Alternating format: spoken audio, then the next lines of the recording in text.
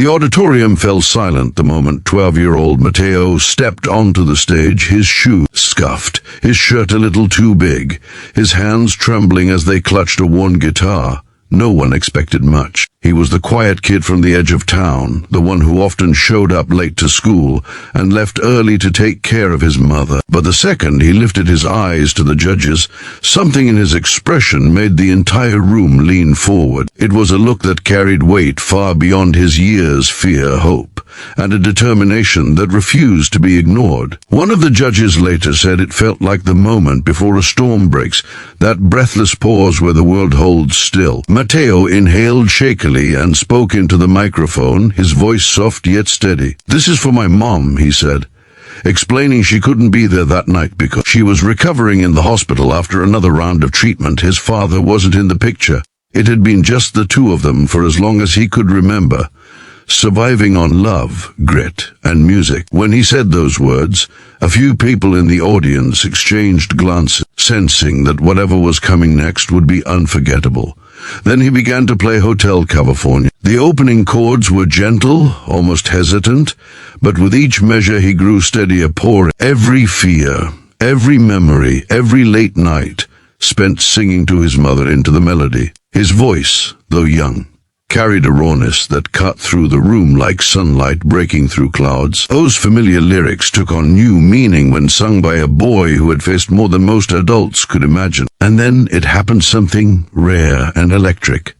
Halfway through the first chorus, one of the judges, a former musician known for his tough critiques, pressed a hand to his mouth as tears pooled in his eyes. Another judge leaned forward, eyes glistening, completely transfixed. The audience was silent, no whisper, no shuffle, as if even breathing too loudly might break the fragile magic of the moment. Mateo's voice wavered once, but instead of faltering, he pushed through, letting the emotion spill out in a heartbreaking surge. He sang of lonely nights, of searching for something you can't quite hold, of doors that open only to close again, lyrics that unexpectedly mirrored his own struggles. The performance wasn't polished. His voice cracked.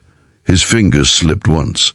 But none of it mattered. The truth in his voice was stronger than perfection. And for 15 minutes, because he played the extended version he had practiced endlessly in his small apartment, the room lived inside his story. As he strummed the final chord, the sound hanging in the air like a held breath, the entire auditorium erupted into applause. People stood. People cried. One of the judges wiped his cheeks openly, no longer trying to hide his emotion. Mateo blinked out at the sea of faces, stunned, almost afraid to believe what he was seeing. It wasn't just applause. It was recognition. It was understanding. It was love. When the judges finally spoke, their voices shook. The lead judge told Mateo that his performance wasn't just a song, it was a revelation. Another said she hadn't cried during a performance in 10 years, but he made the music feel alive in a way she had never heard before. But the most emotional moment came when the youngest judge, known for her empathy, leaned toward the microphone and gently asked him how long he had been playing. Mateo hesitated, then admitted he had taught himself using videos on an old phone because he couldn't afford lessons. His guitar, the one he held so tightly, had been a gift from a neighbor who found it at a yard sale. As he spoke, the audience grew quiet again, absorbing the reality behind the extraordinary performance. Life had thrown obstacle after obstacle in Mateo's path. His mother's illness, financial struggles, isolation, fear. But through all of it, he had clung to music not because he wanted fame, but because it was the only thing that made him feel less alone. After the show, a representative from a music foundation approached him backstage. They offered him a scholarship for professional lessons, a new guitar, and even help in paying for some of his mother's medical needs. When Mateo heard the words, he broke, not with the held-back tears of a performer trying to stay strong, but with the sobs of a child finally realizing that hope was real. Days later, Mateo played the recording of his performance for his mother in her hospital room. She cried softly as she listened, squeezing his hand with all the strength she had. She told him that no matter how hard life got, he had a gift that could carry him further than either of them had dared to dream. And she was right. Mateo's story became a reminder not just to the judges or the viewers, but to everyone of the power of resilience, the beauty of honesty, and the way music can speak truths words sometimes can't. By the time the video went viral, inspiring millions, the message was clear. Greatness doesn't always come from comfort, or privilege, or perfect circumstances. Sometimes it comes from a boy with a battered guitar, standing alone under bright light, willing to pour his heart into a song because it's the only thing he has left. And sometimes that is more than enough. The weeks after Mateo's performance moved faster than he could keep up. One moment he was sitting beside his mother's hospital bed, humming softly to calm her pain. The next he was being invited to appear on morning shows, radio stations, and online interviews. But through all the excitement, he stayed grounded.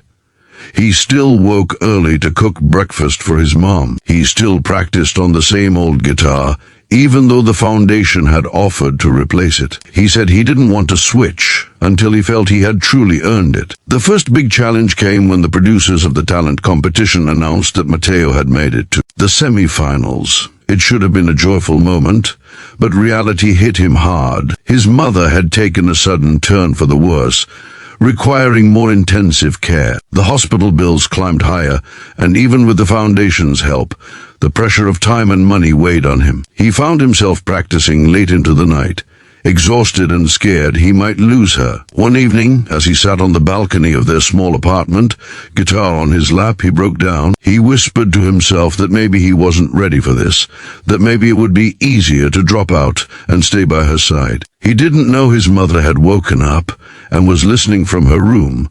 She slowly made her way to the balcony and sat beside him. She didn't speak for a long moment.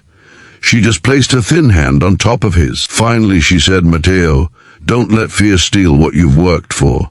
Chase this dream, not for me, for you." Her voice was weak but certain, and hearing it lit something inside him that had been dimming. Mateo competed in the semifinals with a song he wrote himself called Room 214, named after his mother's hospital room. The lyrics told the story of holding on to someone you love even when everything feels uncertain. It was raw, imperfect, and heartfelt. When he finished, the audience sat in stunned silence before erupting into cheers even louder than the first time. But this time the judges reacted differently.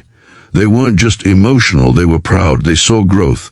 They saw strength. They saw a boy transforming pain into purpose, yet the challenges didn't stop. Just days before the finale, Mateo received a call from the hospital. His mother had been rushed into emergency care. He dropped everything, took a taxi, and ran through the hallways with panic rising in his chest. When he reached her room, she was asleep, breathing shallowly.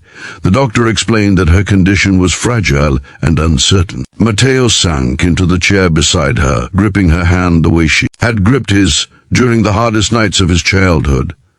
He didn't sleep at all. He watched her, prayed for her, sang softly to her.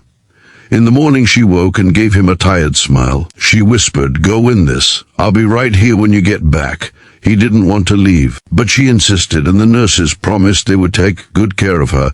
So Mateo went. He stepped onto the finale stage, carrying the weight of fear and hope in equal measure. The producers had encouraged him to use the new guitar they'd gifted him, but he chose his old one again. He said it felt like home. For the finale, he chose to perform a stripped, emotional version of Hotel California. Again, the same song that had changed his life just weeks earlier. But this time, he sang it differently. Not with fear, not with desperation, but with confidence, gratitude, and love. Every note carried the story of everything he had survived. Every lyric felt like a message to the world that no challenge, not illness, poverty, or fear could silence him. By the last chords, the judges were openly wiping tears, and the audience had risen to their feet. The host announced that the votes were in. Mateo won. He stood frozen for a moment, overwhelmed by the roar of applause, the flashing lights, the hands reaching out to him. But the only place he wanted to be was by his mother's side. So after the cameras turned off, after he thanked everyone, he ran. He rushed back to the hospital, trophy still in his hands. When he entered her room, she was awake, watching the broadcast on the small TV mounted on the wall. Her eyes filled with tears as she reached out for him. "You did it," she whispered. Mateo shook his head and hugged her gently. "We did it," he replied. The moment was quiet, simple, and more meaningful than any applause he had ever heard. In the days that followed, Mateo's mother began to slowly stabilize. The prize money, sponsorship offers, and donations from people who had been moved by his story helped her receive better care. Mateo continued his musical journey, not as a viral sensation, but as a young artist with a message of resilience and heart. His story became a reminder that dreams are not reserved for the lucky, they are built by those who keep going even when life tries to break them. And every time he performed Hotel California, people said they heard something in his voice that no technical training could teach. They heard truth, they heard love, they heard a boy who refused to give up. And that is what made him unforgettable.